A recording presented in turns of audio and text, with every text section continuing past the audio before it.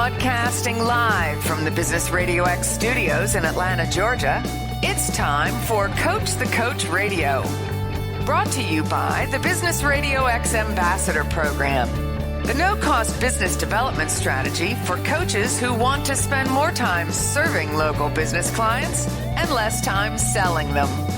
Go to brxambassador.com to learn more. Now, here's your host. Lee Cantor here, another episode of Coach the Coach Radio, and this is going to be a fun one.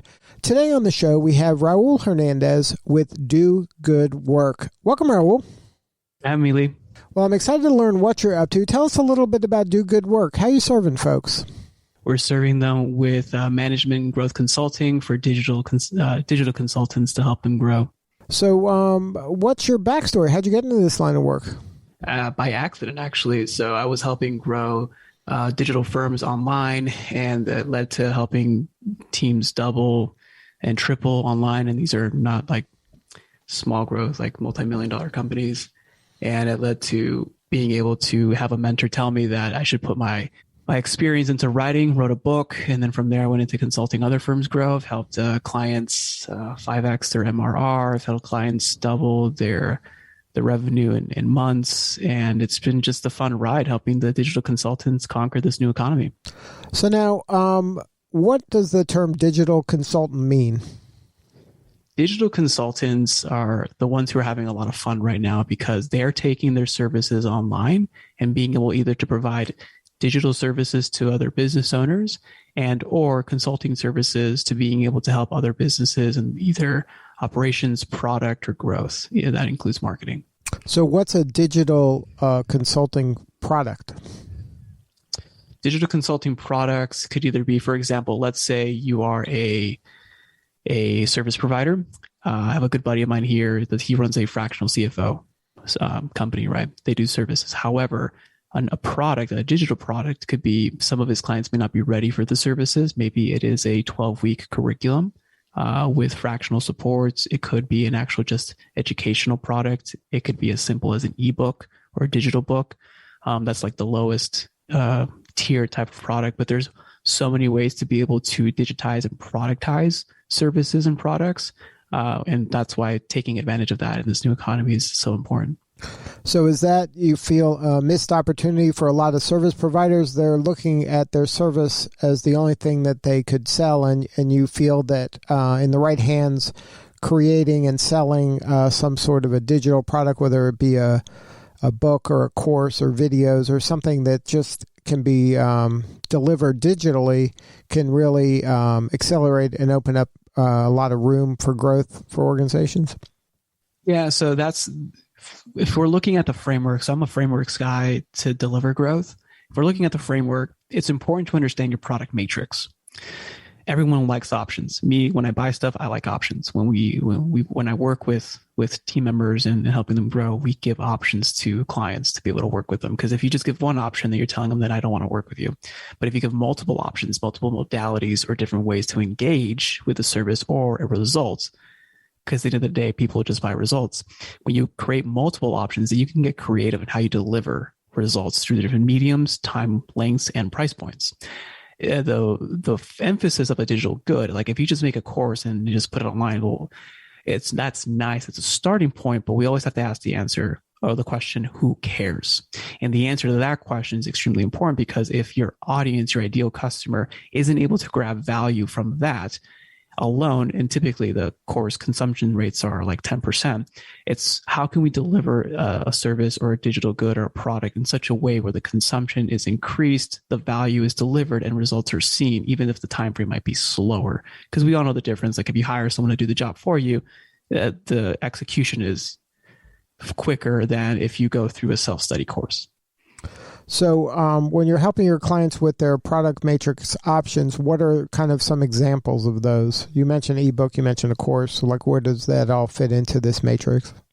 Yeah, let me give you a real example of someone who currently does like a 12-week program for their particular niche. I'll keep the individuals and the company safe with privacy, but let's say, for example, you have a 12 or 9 week program where you take, let's say, brand people, brand consultants, and you help them land more clients, or you help them write better proposals, or you help them pitch their products. And you have a 12-week program, you have coaches, you have office hours, you have digital content, and then you also have maybe one-on-one calls once a week, depending how you want to structure that. That is just one leg of the option, because typically service providers who haven't gone the digital route think linearly. We think that we get a client, we serve the client by client, as opposed to creating a value chain where you get a client, serve a client, from there identify what's the next best offering or service that they need in their journey, and can I offer that? For example, let's say you graduate a 12-week program, and from that program, you graduate into a larger mastermind, or you graduate to the next level program, which is a 6-week intensive or a 10-week intensive or one-on-one consulting, etc. So it's really a creative way to solve the problem of linear consulting and service providing, to create a three-dimensional. And the reason why it's important to do this, it's referral rates not only increase, but also you create internal flywheels. You create flywheels for yourself, for the business, for creating stability, consistency, as well as for your team. And that's a separate component that we can dive into, the team's experience and internal churn, which is a real thing. Now, how do you help the folks that say, look, I'm having a hard enough time writing an ebook, designing one course. How am I going to kind of create all these spin-off courses, intensives? Like, how am I going to execute on all of that and deliver on all of that? So the way that I help clients, or just like how we would solve that particular problem? Yeah, I'm just trying to understand, as you bring up an excellent point on how something could grow, I just want to get a little more clarity around how does the rubber hit the road, and how do you really deliver on all that? Because it's one thing to say, okay, create a program, create coaching around it, have one-on-one calls, the typical funnel that a lot of consultants have. But then if you say, okay, we're going to have one program, and then it's going to spin off a mastermind group, and then, or it's going to spin off a 6-week intensive program from that. How am I delivering all of that? When I'm barely having, I could barely keep track of the 10 clients I have right now. Yeah, that's such a valid question. So the way that I do this is through productive profits. It's a cycle that this is the book that I wrote, but it's also the real examples of cycles that happen within companies. So I just took observations and real experiences and things that produce results and packaged it into a protocol. It's a simple protocol. It's 3 phases, but it is a cycle. It's a rinse repeat cycle. Those 3 phases, I'm going to go through the 3 phases just to give understanding and clarity. But then the key emphasis is on phase 1, because this answers every question that you just asked. So the 3 phases within a productive profit cycle is clarity. The second phase is evergreen flows. And then the third phase is synchronization. Under the clarity phase, this is where we really design the business and the growth based on the founder's personal, professional, and team goals. And this is such an important concept, because once you understand the end to design, you work backwards from there. Into this, you take into consideration the business model that currently exists. We take into consideration the product matrix. If not, we create that, and also service deliverability list, and also identify current clients and identify the verticals that we're actually supporting, or the categories that we're serving in our market. From there, it moves into understanding what is the best pricing packages that we can offer. What is the positioning setup for the company, the brand in their marketplace? And then it gets to the actual tactical of creating alignment with the team, creating the right team task units. And then from there, now that you have a good base foundation on clarity, what you're designing, then we move into the second phase called evergreen flows, where you're creating the core operations of your business. And if we were to look at what are the core operations, it's identifying the operating KPIs, the key performance indicator, aligning that to the key processes that support and produce that outcome, and aligning that to the key people or the key softwares that produce those processes that drive those numbers.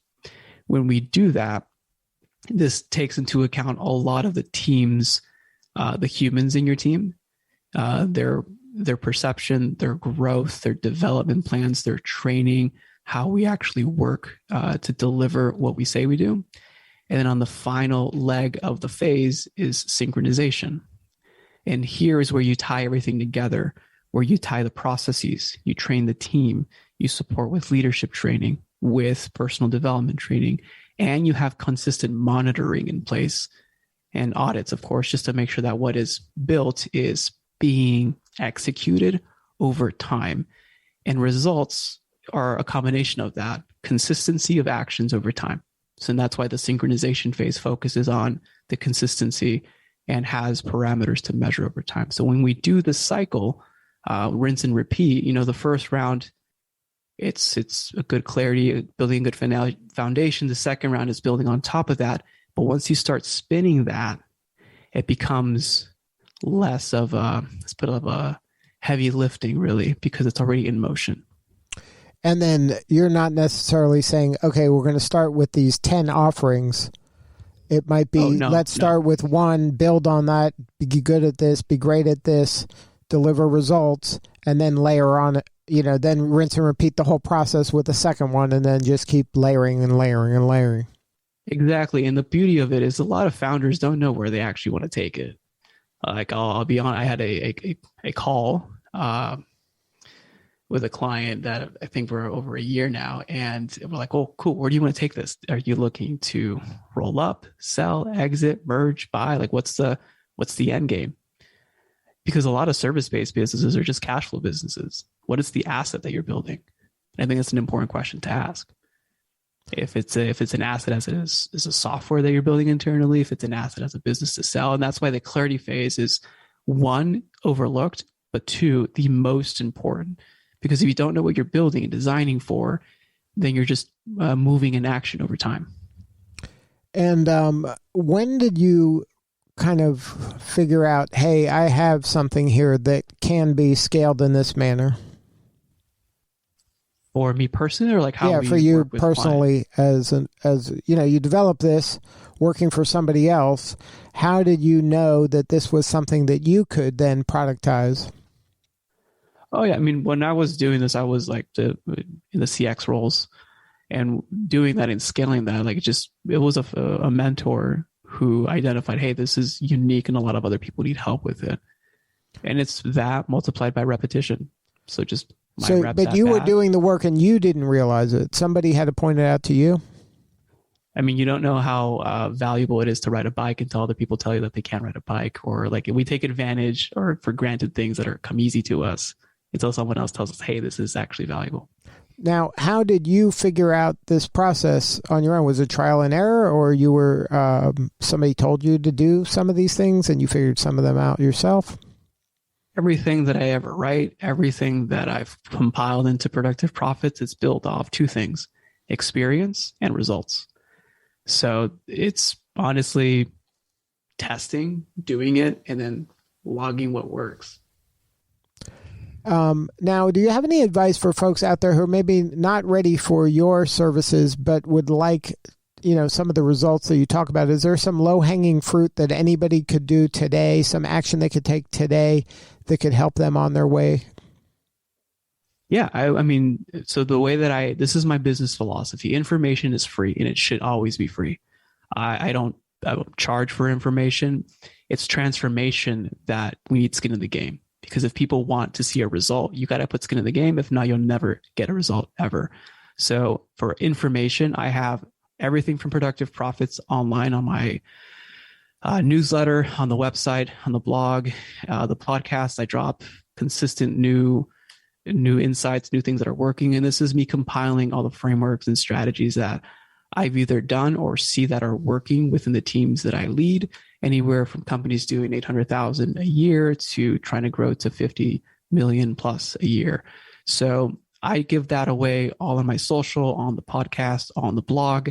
And then if you want to take it to the next step and I understand or getting tools or frameworks to apply in your business, like the transformations, the shortcuts, not really a shortcut, but the accelerators, that would require a paywall, but everything and information is free online. The book is on Amazon. And it's also on my website, I believe, as well. But that would be the best place to start, really. And really understanding the clarity phase, and then working to build out your core operations. And for you at this stage in your career, what is the most rewarding part? I had a call on Friday with a gentleman in Florida. His company's merging. And I share this story because in this story, you'll see the light. His company's merging, and they're doing well. They're doing 30 million a year, and we're looking at some things. But he mentioned to me in part of our conversation about helping him grow is like, he said that every decision that I make affects about 38 families in my team. The number is irrelevant here. It's about the rewarding part is being able to create that spark, that certainty, to create that confidence in the founder, because it doesn't just start and end with them. It starts with them, but the ripple effects affect their close relationships, family, community, their teams, their stakeholders. And that's the real ripple effect.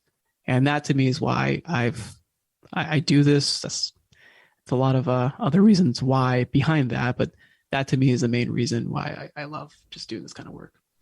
Well, if somebody wants to learn more, have a more substantive conversation with you or somebody on your team, or get a hold of some of those resources, what's the website? dogoodwork.io. That's dogoodwork.io, and you'll have every access point there, and you can contact me directly as well. Good stuff. Well, thank you so much for sharing your story today. You're doing important work, and we appreciate you. Appreciate you, Lee. Thank you. All right, this is Lee Cantor. We'll see you all next time on Coach the Coach Radio.